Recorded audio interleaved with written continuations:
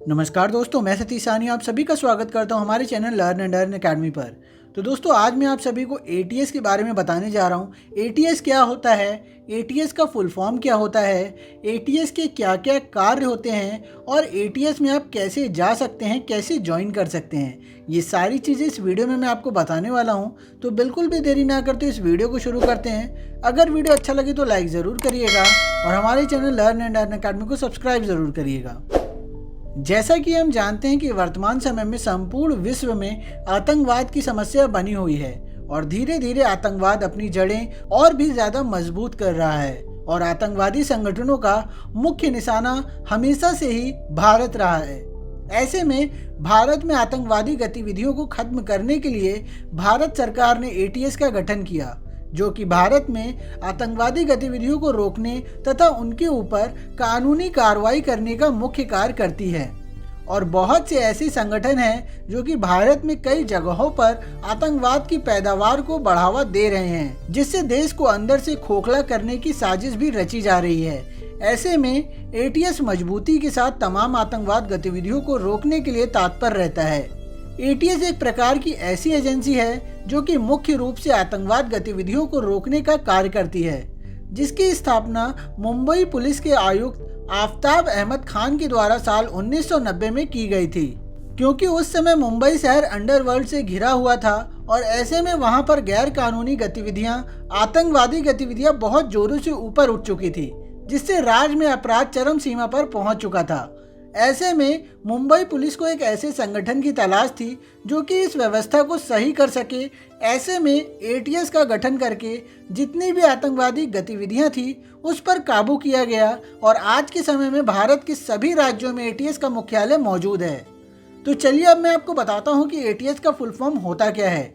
ATS का full form होता है एंटी टेररिज्म स्क्वाड, जिसे हिंदी में कहते हैं आतंकवाद विरोधी दस्ता, जो कि एक प्रकार का विशेष पुलिस बल है जिसके द्वारा आतंकवादी गतिविधियों को खत्म करने और आतंकवादी हमलों से देश की सुरक्षा हेतु उसकी जानकारी प्राप्त करके उचित कार्रवाई की जाती है।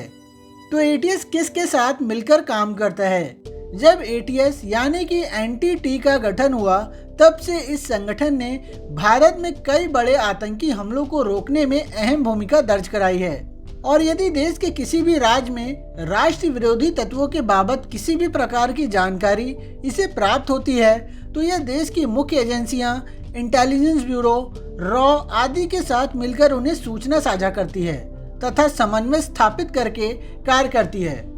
और जिस तरह से हम जानते हैं कि आतंकवाद का मसला अंतर्राष्ट्रीय स्तर तक पहुंच चुका है, जिसमें संपूर्ण विश्व चाहे वह प्रत्यक्ष या अप्रत्यक्ष दोनों ही तौर पर प्रभावित हो चुका है और यही कारण था कि भारत में एटीएस का गठन करना पड़ा। तो चलिए अब हम जानते हैं कि एटीएस क्या क्या कार्य करती है और उसके अधिकार क्या हैं। जैसा कि हम जानते हैं कि एटीएस का जो गठन हुआ था वह देश में आतंकवाद गतिविधियों को कम करने और रोकने के लिए किया गया था, परंतु बहुत से लोग ऐसे हैं जिन्हें एटीएस का कार्य व अधिकार नहीं पता होता है। तो चलिए जानते हैं क्या क्या एटीएस के अधिकार होते हैं और क्या क्या उनको कार्य करने होते हैं। भारत में ऐसे स्थानों की शिनाख्त करना या फिर ऐसे व्यक्ति की शिनाख्त करना जो कि मुख्य तौर पर देश विरोधी गतिविधियों में सम्मिलित है।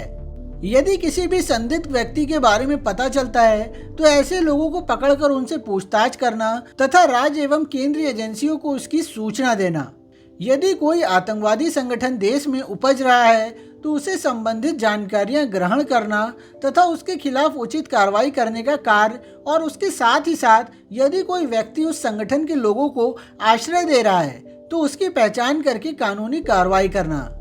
यदि कोई व्यक्ति विदेशी खुफिया एजेंसी के संपर्क में है और अपने देश की गतिविधियों को वहां तक पहुंचा रहा है तो उसकी शिनाख्त करना तथा उस पर निगरानी बनाए रखना। देश में किसी भी प्रकार के अनैतिक कार्य जैसे विस्फोटक पदार्थों की तस्करी करना, नकली मुद्रा की तस्करी करना, हथियारों की तस्करी करना, एजेंटों और माफियाओं को पकड़ना आदि के विरुद्ध कानूनी कार्रवाई करने का कार्य एटीएस करती है। राज्य एवं केंद्रीय खुफिया एजेंसियों के साथ समन्वय स्थापित करके प्राप्त सूचना के आधार पर कार्रवाई करना भी एटीएस का कार्य होता है। तो अब बात आती है कि एटीएस में कैसे जाया जाए, इसको कैसे ज्वाइन किया जा सकता है। भारत में ऐसे बहुत से लोग हैं जो एटीएस को ज्वाइन करना चाहते हैं, परंतु आपको बता दें कि एटीएस की सीधी भर्ती नहीं होती। इसमें भर्ती होने के लिए पहले से ही पुलिस विभाग में या फिर केंद्रीय बल में होना अनिवार्य होता है, जिसके बाद ही उनमें से कुछ काबिल लोगों को एटीएस में शामिल किया जाता है। तो आइए जानते हैं कि किन लोगों को एटीएस में शामिल किया जाता है। प्रत्येक वर्ष पुलिस डिपार्टमेंट के एटीएस विभाग के द्वारा पुलिस और पीएसी में पहले से ही ज्वाइन जवानों को एटीएस में भर्ती के लिए आवेदन मांगे जाते हैं। एटीएस में भर्ती होने के लिए जवान दिन रात कड़ी मेहनत करके जिसके बाद ही उन्हें शामिल किया जाता है। एटीएस कमांडो की भर्ती पूर्ण रूप से गोपनीय होती है, जिसके लिए कंपनी कमांडर अनुमति लेना अनिवार्य होता है। एटीएस भर्ती के लिए आवेदन किए हुए जवानों की एक सूची तैयार की जाती है, जिसमें उनकी शारीरिक दक्षता और खूबियों के बारे में जानकारी रखी जाती है और अंत में एक मेरिट के हिसाब से उन्हें भर्ती किया जाता है।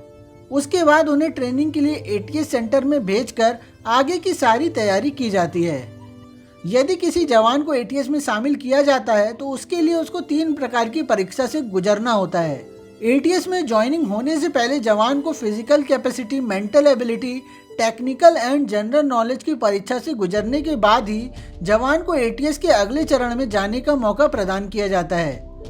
जब कोई जवान परीक्षा में पास हो जाता है तो उसको आगे की तैयारी के लिए एटीएस ट्रेनिंग सेंटर में भेज दिया जाता है, जहां पर वो आगे की परीक्षण लेता है। अपनी ट्रेनिंग पूरी करने के बाद जवान को फील्ड में उतारा जाता है, जिससे वो परिपक्व हो सके।